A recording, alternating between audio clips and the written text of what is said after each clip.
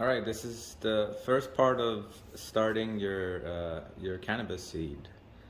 Let's go over everything I use to get it started. Okay, you got your weed seed that you ordered.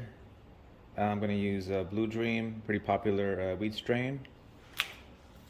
Paper towel. You're gonna take a piece of this and put it around the weed seed. This helps to keep it moist. Little container, I like to use this glass container, little Tupperware, and you're gonna put the weed seed in there with a paper towel. Then you're going to surround your container with a little towel, and this is basically just to keep it dark because weed seeds prefer darkness when they get started, as most seeds do. And we're gonna actually put this on top of the fridge after we're done. All right, the first part of starting a seed. Okay, so I like to take a small piece of paper towel. You have to be too exact with this. Fold it in half. Get out your seed. I'm using a Blue Dream, pretty popular strain.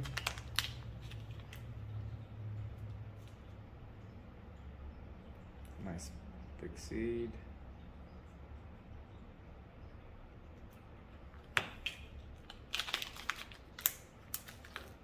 Okay, we're gonna put the seed in the center.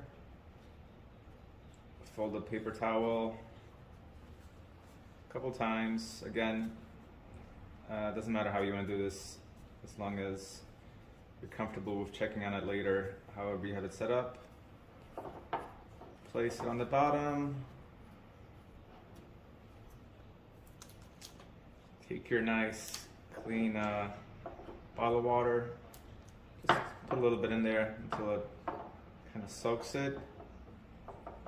You don't want to leave water sitting on the bottom, so make sure it's not too wet or, spill the excess out if it is. This is pretty good.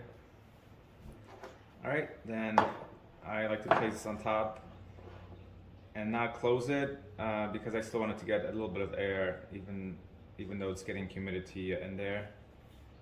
And after that's done, let's get a label on there to not mix it up in the future.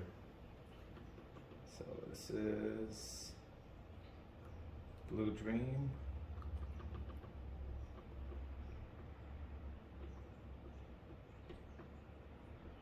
I like to add the number. So this is the first Blue Dream I'm actually growing ever, so I'm gonna put the number 1 in there.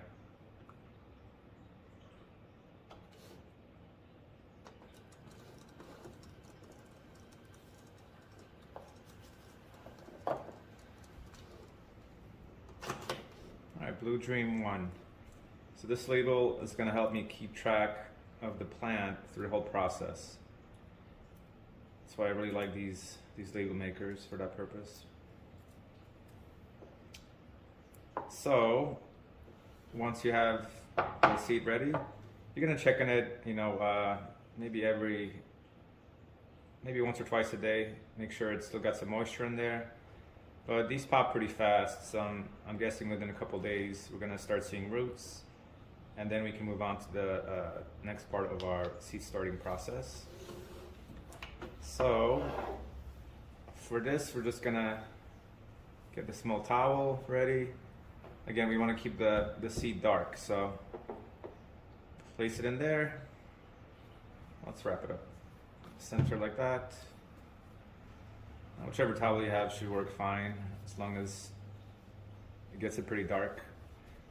And then after that, we're gonna put this on somewhat of a warm surface. So top of fridge is usually a good bet, since most people have fridges. And if not, maybe the top of the laptop or somewhere that gets a little bit of heat. Because again, seeds do like darkness and heat. All right. This is part 2 of starting a seed. Okay, so at this point, you have a seed that's starting to sprout. It's been a day or two after you put it in this little container. And you should see a little root. You don't want to let it get much bigger than this because you have a higher risk of damaging it if it gets too big.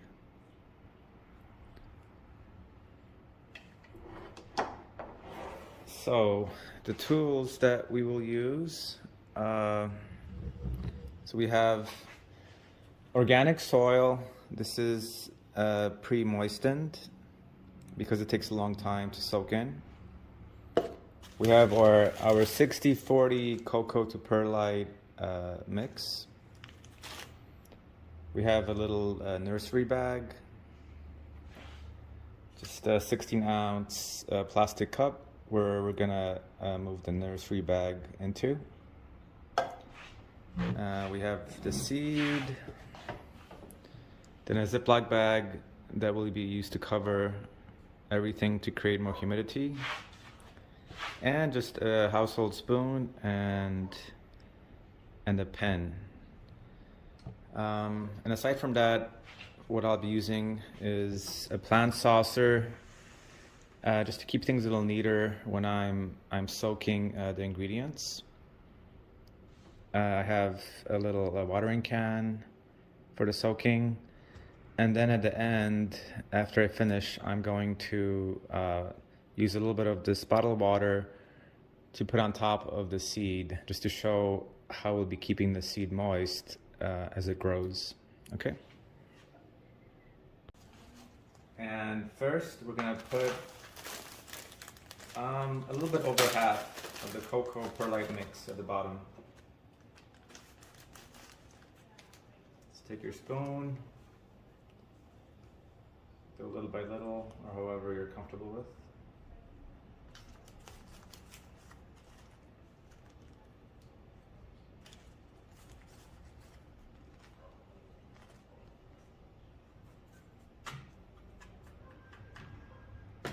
At the bottom there, I'm going to take this and just pour it in.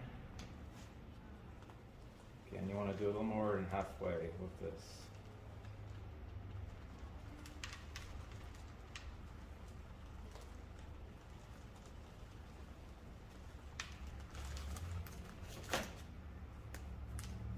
I'm going to push it down.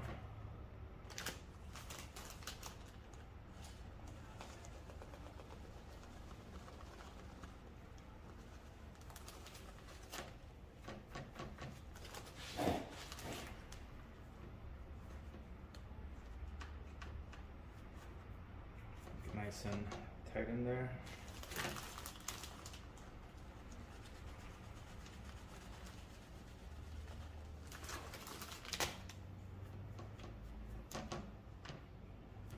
And the more of this you use, the less soil you use, and that's a good thing, because we are growing cocoa, so yeah, this soil is just like an extra variable. But it does help with the seed starting so much that I decided to have it part of my grow, and it's worked out pretty well.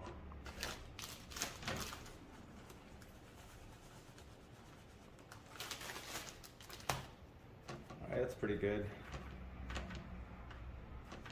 I think the rest, even a little more.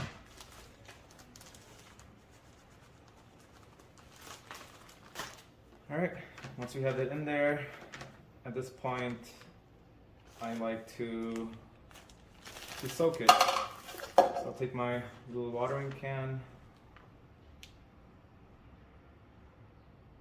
and just soak it through. And again, cocoa perlite is great. It just passes right through there. That's why I really love working with this for my plants. And every time I use soil, I'm reminded how much easier and neater and nicer the cocoa perlite mix is.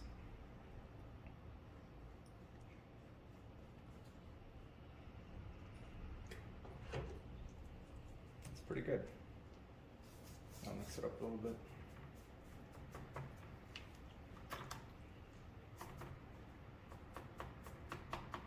Let's have a little bit more.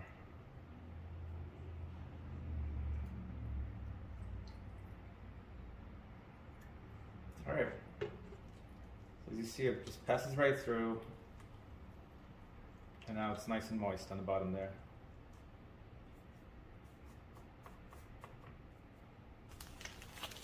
Okay, at this point, I'm gonna grab my pre-moistened organic soil.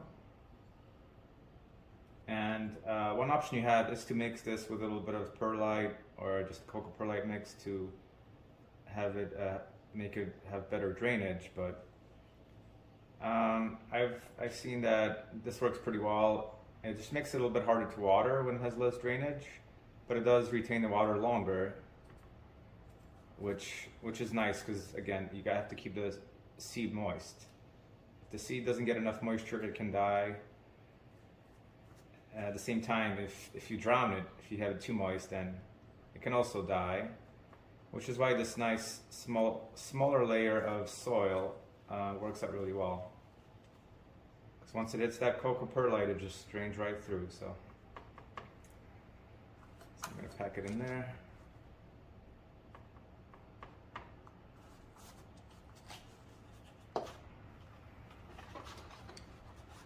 I like to use this nursery bag when I'm soaking my soil, just because it helps to pass through faster. It just makes it a faster soak. But of course, you could do it however you're comfortable soaking your soil. So I'll pack it nice and tight on the edges there. Again, this bag doesn't have that much structure to it, so the more you push it down, the better.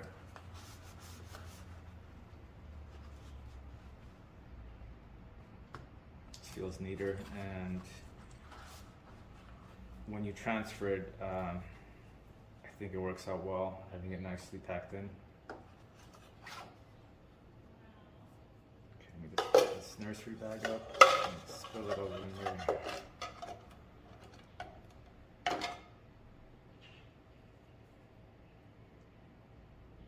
Dirty a little bit.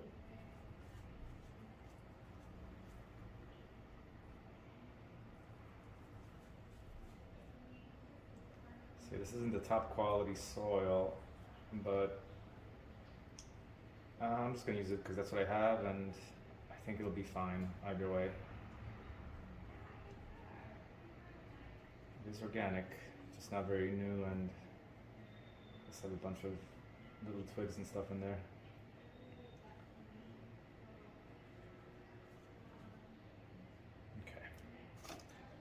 So that's as far as I like to pack it.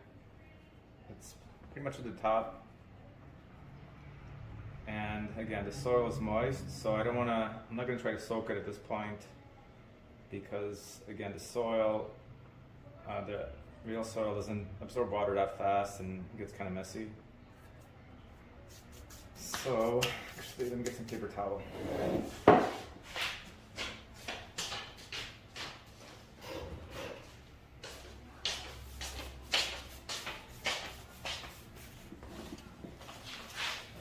Alright, let's make a little hole in the center, about a 1/4 inch, give or take. We take our little seed. You definitely want to try to be gentle with this. And I like to try to put the root facing the bottom, but again, the seed finds its orientation pretty fast, and I haven't had any issues, with them popping. So take it gently, place it in the hole, and again, very gently cover it up. You don't want to squish it too hard in there and damage it. Alright, and now we're going to take a little bit of the bottled water. We're going to keep watering with this just as an extra precaution. And again, there's already tap water in here, so there's already some nutrients from the tap water, and the soil has some nutrients. But I had already opened this little bottle of water for the first part, and I just like to use it, but you should be fine if you switch to tap water at this point, either way. But again, that depends on the quality of your tap water. So this is also an example of how you'll be watering this plant to keep it moist, and probably within 2-3 days you should see a little plant pop out if you keep it nice and moist and watered. And if you don't, then try to be patient for a couple more days, but if it doesn't pop after like 4 or 5 days, most likely it's just not going to pop. Although our chances again are much higher, since we did see that the roots start coming out, so we know the seed is active, and most likely it will pop from my experience. So now we take the 16-ounce plastic cup, and again, some of this is optional, and as you get more comfortable you'll get your own preferences, but for me this feels pretty neat. And again, I switched to these nursery bags pretty recently.